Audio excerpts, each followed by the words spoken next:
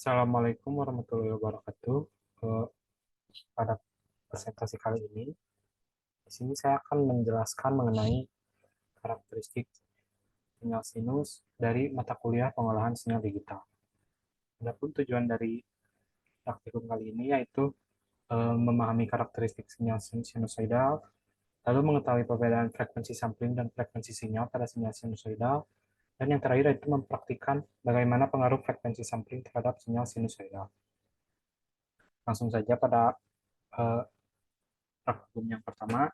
Di sini saya akan mencoba membangkitkan sebuah sinyal sinusoidal. Eh, Langsung ke program octave. Di sini hmm, pada baris ke satu dan kedua yaitu merupakan SOP standar yang akan mengclose semua workspace ketika program dijalankan. Kemudian pada baris ketiga, di sini merupakan variabel yang didefinisikan yaitu fs. Fs di sini merupakan frekuensi sampling.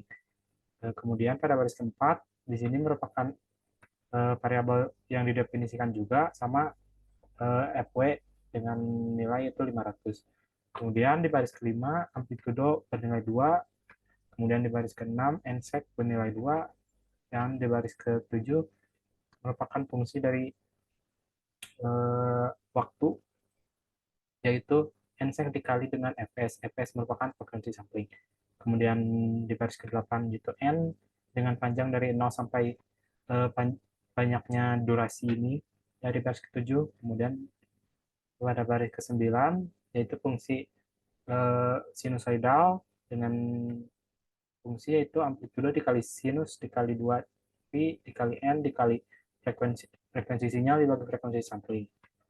Kemudian pada baris ke-10 dan 11 diplot sinyal sinusoidal yang tadi sudah dibuat fungsinya dengan range dari 1 sampai 250.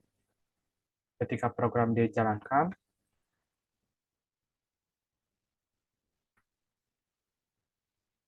terlihat bahwa hmm, sinyal sinusoidal yang terbentuk sebanyak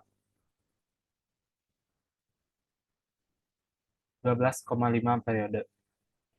Nilai ini merupakan banyaknya gelombang dengan rumus frekuensi sinyal dibagi frekuensi sampling dikali T, dengan T adalah fungsi waktu. Eh, Kemudian, hmm, rumus dari jumlah gelombang adalah frekuensi sinyal dibagi frekuensi sampling dikali T yang tadi dengan frekuensi sinyal yaitu 500 dan frekuensi sampling 10.000 dikalikan dengan fungsi waktunya itu dari sampai 250. Hasilnya itu 12,5. Kemudian jumlah sampel per periode, per satu periode, rumusnya itu frekuensi sampling dibagi frekuensi sinyal. Frekuensi sampling yang tadi yaitu 10.000 dibagi frekuensi sinyal yaitu 500. Eh, Maka hasilnya yaitu jumlah sampel per satu periode yaitu 20.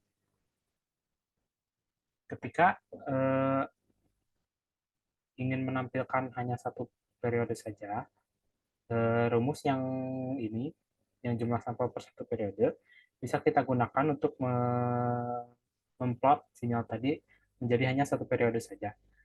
Dengan mengubah range plot ini dari 1 sampai 21, didapatkan eh, fungsi sinusoidal yang hanya satu periode saja. Kemudian,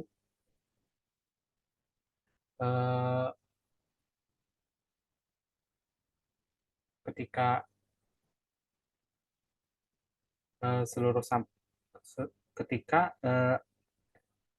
rumus yang ini diplot, sinyal yang ini diplot tidak menggunakan range, hanya begini saja, plot Y dengan Y-nya yaitu ini, nilai ini, maka hasil yang akan keluar yaitu sebuah sinyal sinusoidal dengan panjang eh, dari 0 sampai 20.000. Nilai ini merupakan hasil dari hasil dari fungsi pada baris ke-9. Maka dari itu penting untuk untuk membuat range agar kita bisa memplot sinyal agar sinyal sinusoidal tersebut bisa dilihat. Kemudian hmm, ketika program ketika pada program ini kita ubah nilai frekuensi samplingnya menjadi setengahnya dari frekuensi sinyal, misal kita ubah frekuensi sampling menjadi 1000, maka hasil program akan menjadi seperti ini.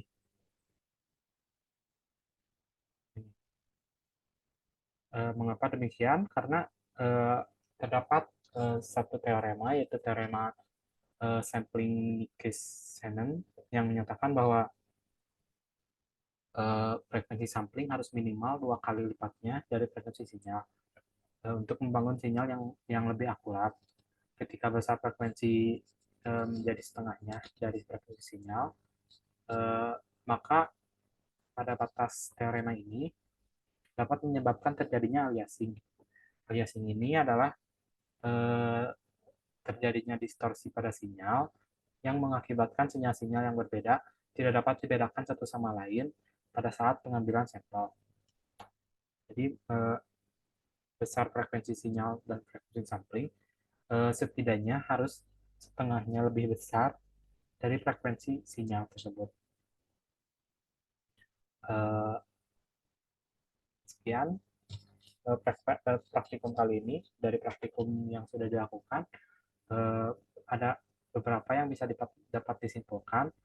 Yang pertama yaitu parameter yang digunakan penting untuk memvisualisasikan hasil plot dan memahami bentuk sinyal yang dihasilkan. Yang kedua yaitu besar frekuensi sampling harus minimal 2 kali lipatnya frekuensi sinyal agar sinyal yang dihasilkan lebih akurat. Dan ketika besar frekuensi sampling lebih besar setengahnya atau eh, lebih besar setengah dari frekuensi sinyal akan terjadi distorsi dan aliasing yang menyebabkan terjadinya sinyal-sinyal yang berbeda pada saat pengambilan sampel. Sekian presentasi pada materi kali ini. Assalamualaikum warahmatullahi wabarakatuh.